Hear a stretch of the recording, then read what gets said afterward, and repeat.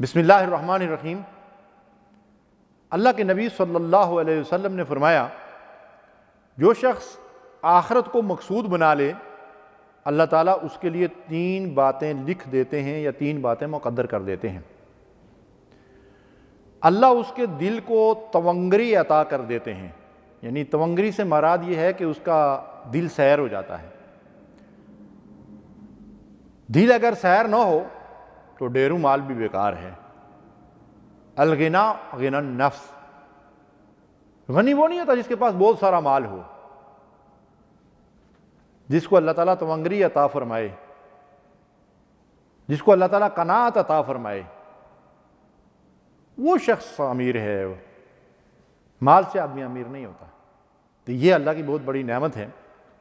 دوسری بات اللہ کے رسول صلی اللہ علیہ وسلم نے ارشاد فرمائی کہ جو شخص آخرت کو مقصود بنا لے اللہ اس کے معاملات سدھار دیتا ہے۔ اللہ اکبر۔ اگر کوئی انسان آخرت بنانے کی فکر میں لگ جائے تو دنیا کے معاملات اللہ تبارک و تعالیٰ سدھار دیتے ہیں، سنوار دیتے ہیں۔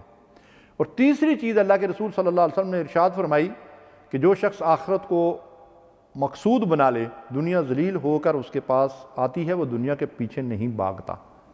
جیسے صحابہ کرام تھے، انہوں نے دنیا کو مقصود نہیں بنایا، لیکن دنیا کا حصہ انہیں بھی ملا، ہمیں بھی مل رہا ہے۔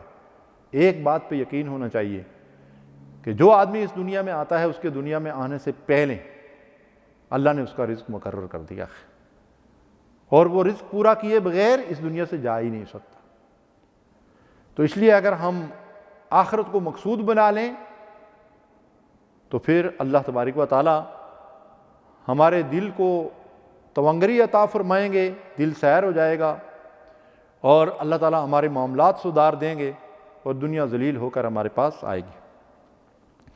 اور اس کے مقابلے میں اگر کوئی آدمی دنیا کو مقصود بنا لے، اسی کے پیچھے بھاگتا رہے، اسی کے بارے میں ہر وقت سوچتا اور فکر کرتا رہے، تو اللہ کے نبی صلی اللہ علیہ وسلم نے فرمایا کہ اللہ اس کے ماتھے پر فقر و تنگ دستی لکھ دیتے ہیں۔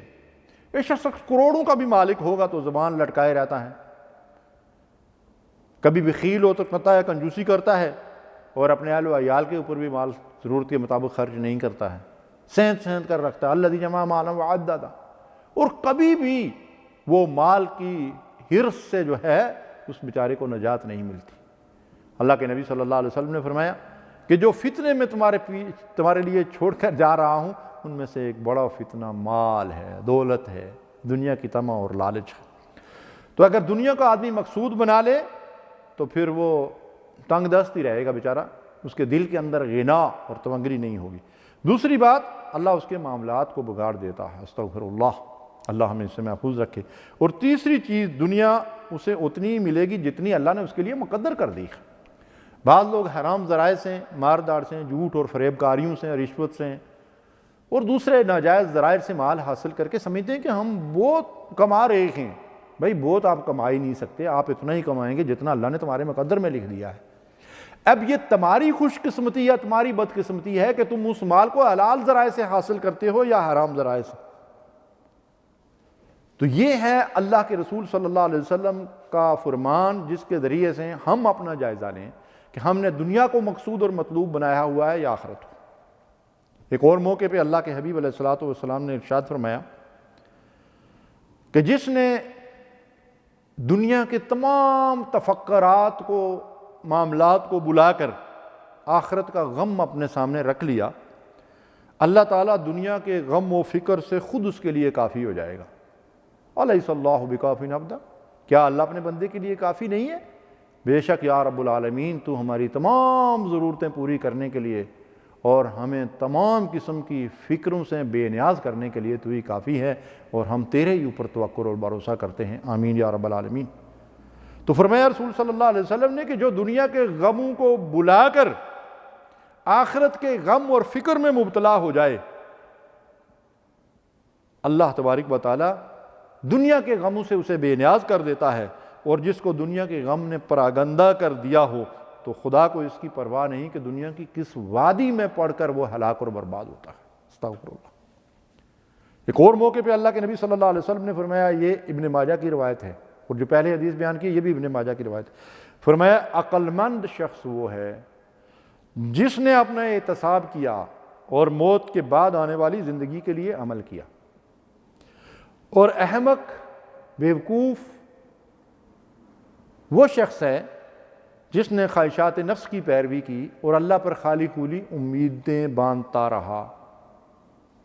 اللہ بڑا غفور الرحیم ہے، اللہ بڑا رحیم و کریم ہے، اللہ کو ہمارے سجدوں کی ضرورت نہیں، اللہ کو ہمارے مال کی ضرورت نہیں، استغفر اللہ۔ تو اللہ نے رسول کے ذریعے سے یہ احکامات ہمیں کس لیے دیے ہیں کہ اللہ کو ان کی ضرورت نہیں؟ یہ شیطان کا بہکاوا ہے۔ وہ ہمیں سجدوں سے بھی محروم کرنا چاہتا ہے، انفاق سے بھی محروم کرنا چاہتا ہے۔ وہ یہ چاہتا ہے کہ ہم اللہ کے ناشکرے بن کر جہنم کا ایندھن بنیں۔ ہمیں چاہیے کہ شیطان کی شر سے ہوشیار رہیں اور اپنا احتساب کرتے رہیں، اپنی آخرت کی فکر کریں اور دنیا کے اندر مگن ہونے کے بجائے آخرت کی تیاری موت کے آنے سے پہلے کر لیں۔ وآخر دعوانا ان الحمد للہ رب العالمین۔